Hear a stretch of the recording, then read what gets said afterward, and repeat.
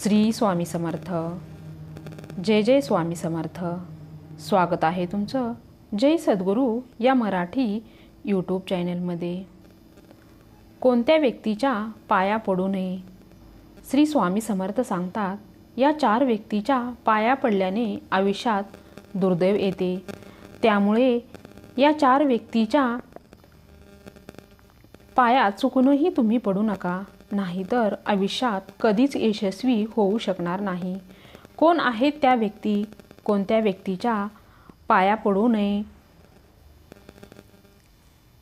कोणत्या व्यक्तीच्या पाया पडणे शुभ असते तर कोणत्या व्यक्तीच्या पाया पडणे अशुभ असते, हे आजच्या व्हिडिओमध्ये तुम्हाला मी सांगणार आहे।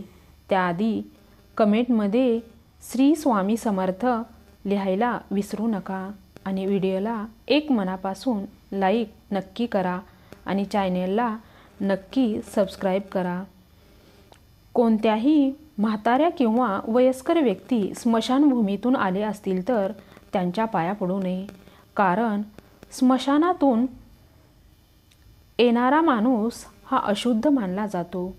मंदिरामध्ये कोणताही माणूस देवाची पूजा करण्यासाठी जात असतो, त्यावेळी तो सामान्य असतो।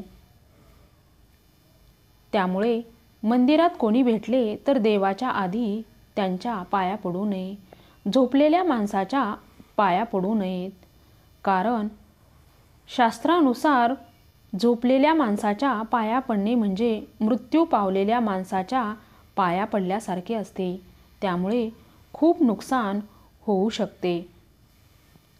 एखादी व्यक्ती जर देवपूजा करत असेल तर त्याच्या पाया पडू नयेत। त्याची पूजा पूर्ण होईपर्यंत वाट पाहावी, नंतरच त्याच्या पाया पडावे।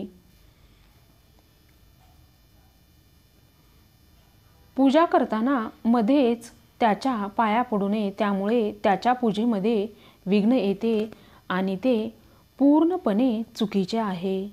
साधू संन्यासी यांच्या आपण पाया पडावे, पण त्यांना कधीच आपल्या पाया पडू देऊ नये, कारण ते फक्त त्यांच्या गुरूंच्या पाया पडतात। जावयानेही सासऱ्यांच्या पाया पडू नये असे म्हणतात, कारण पौराणिक कथेत शिवशंकरांनी आपले सासरे दक्ष यांची हत्या केली होती। भाच्याने मामाच्याही पाया पडू नये, कारण भाच्याने हे कृष्ण कथेवरून सांगितले जाते की कृष्णाने कंस मामाचा वध केला होता। जेवतानाही पाया पडू नये। एखादी व्यक्ती जेवत असेल तर जेवताना त्याच्या तुम्ही पाया पडू नये। प्रवासाला निघणाऱ्या व्यक्तीच्या पाया पडू नये।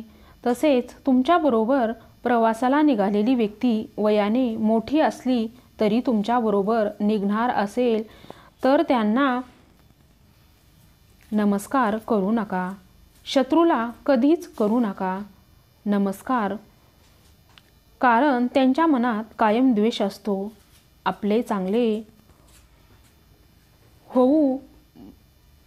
होऊ दे असे असते आपले, अशी भावना त्यांच्यामध्ये येऊ शकते। त्यामुळे त्यांच्या पाया पडल्याने आपल्यात नकारात्मकता ऊर्जा येते, तसेच तो मनोमन आशीर्वाद ऐवजी शाप देतो।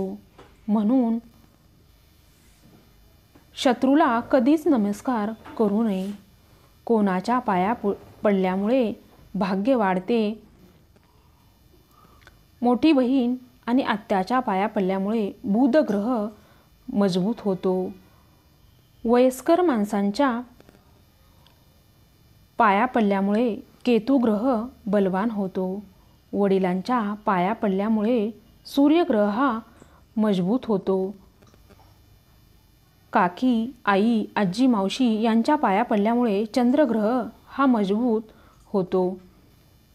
मोठ्या भावाच्या पाया पडल्यामुळे मंगळ ग्रह मजबूत होतात। संत गुरु